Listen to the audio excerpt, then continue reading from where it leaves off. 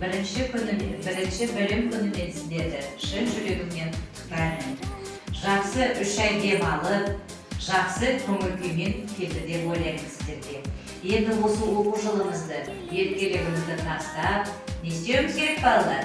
Сабақты жақсы оқуымыз керек, иә?